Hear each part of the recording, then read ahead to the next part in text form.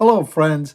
Well, this is another, I love tying flies, and I've been working on another fly that I've been watching, and it's called the Shanks Minnow. It's an old pattern. It's been around for quite a while, since I believe the 60s. And it was Ed Shank was the one that came up with it, and he was out fishing. He was out in Pennsylvania, and he was fishing for those big brown trout. But you know what? This is actually one of my best smallmouth flies. I use them, and I could tie them up a lot. Now, smallmouth live in a rocky area, so you're going to lose flies. So why not lose flies that take very little time to tie? I don't mind losing flies, but I'm not going to, I hate spending 45 minutes on a fly and then lose it to a rock. So this is it. I mean, what's great about it is it's a really simple fly. You can see it, really simple fly. And you could tie it in all different ways. You could tie it all different colors. You could tie it with a cone head if you want. You could tie it weighted. You could tie it unweighted. It really doesn't matter. It works. Now, would it work here on Long Island? Absolutely.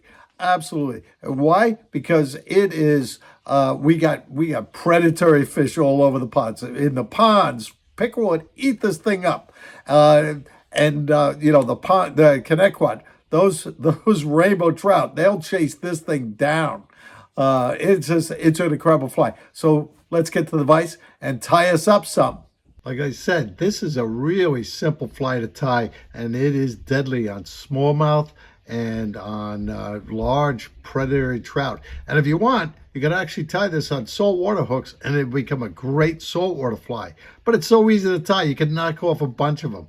So let's get to the materials. First, we're going to use these mustad hooks for the freshwater version, and then you could use, of course, saltwater hooks for saltwater versions. We're going to use some lead wire for some weight. You don't have to weight this if you don't want, but if you want, that's what I would do. And we're going to use some marabou for the tail, and we're going to use this. It's called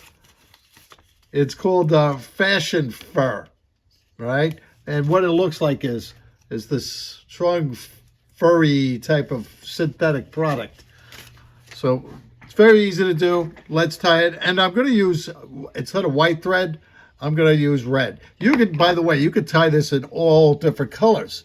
It works really well. So I'm going to take a piece of lead, give it a nice wrapping.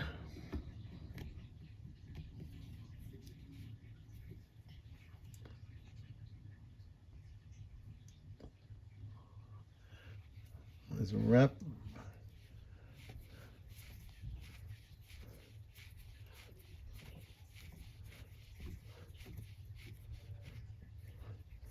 I'm not making this one too heavy, just enough to break the surface.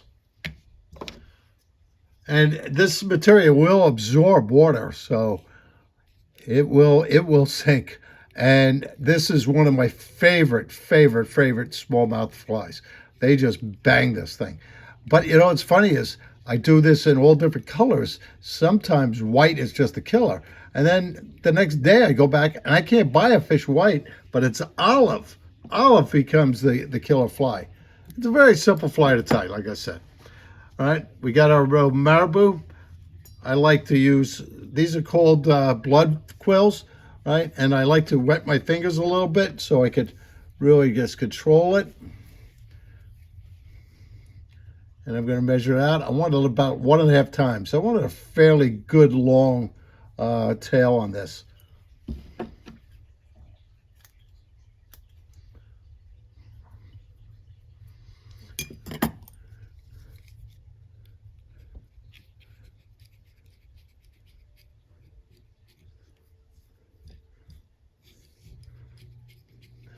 And back. Now I'm going to put a little, the original did not have a flash in it, but I'm going to put a couple strands of this flashable. You could use also crystal flash if you choose to, but I think this looks pretty good. So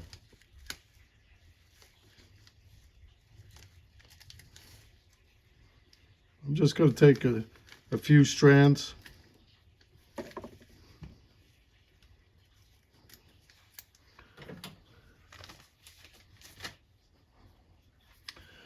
I'm going to bring my thread down to right about here. And I'm going to tie it into the middle of the flash.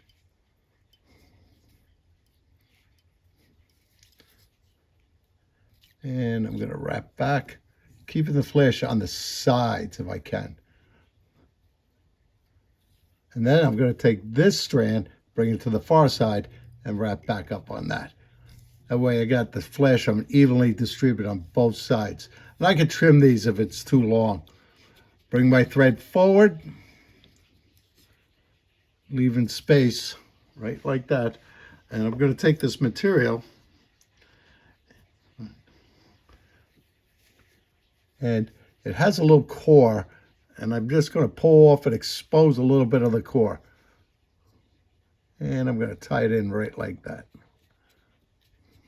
And let my thread hang. I'm going to wrap all the way back.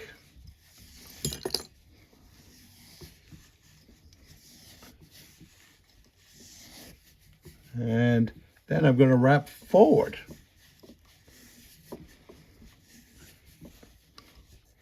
Right up to the thread. Wiggle my thread through it so it gets right down to the core.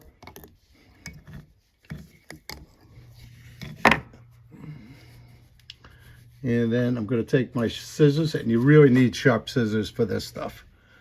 Right? And I reach right in there and cut it off. And then I'm going to build a nice red head. You don't, like I said, you could use any color thread. White or red works really well for this. I'm just going to build a nice head.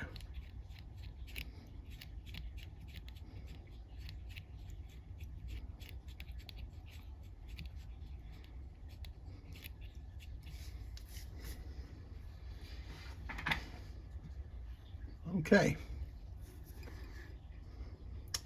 I'm going to do my little whip finish.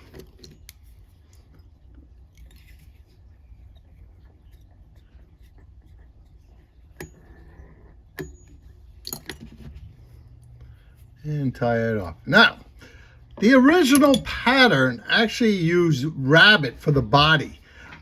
They would put rabbit fur in a dubbing loop, and you'd spin it, and then you wrap it. But by using this material, it's a little more durable, right? And when Ed Shank did this, they didn't have this material, but now we do. So why not use what we got? That works well. And I'm going to take a sharp scissors, and I'm going to start trimming these.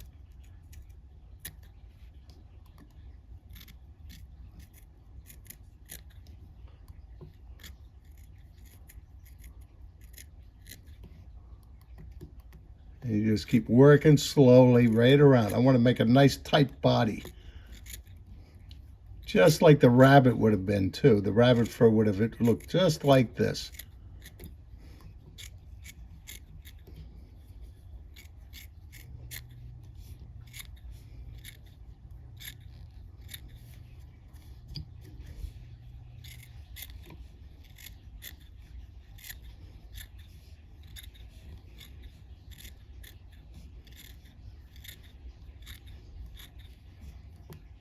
I like to use curved scissors. They seem to work the best for me.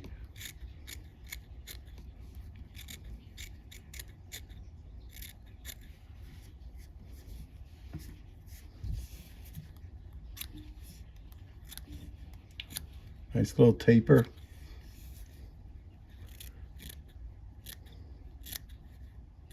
What this fly does, it moves water.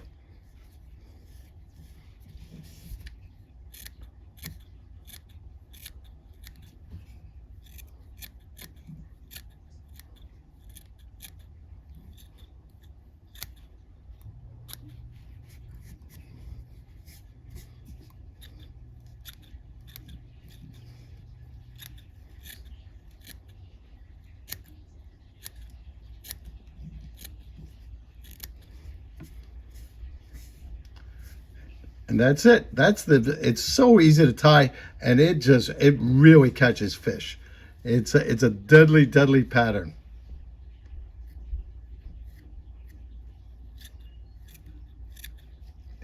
You know, you got to know when to stop. So this, and I'm going to trim these down, and I'm going to trim a little bit so they're not all the same size. And that's it. That's the Shanks Minnow. Very simple fly. This thing catches fish. So tie up some. Until next week, tie lines, everybody.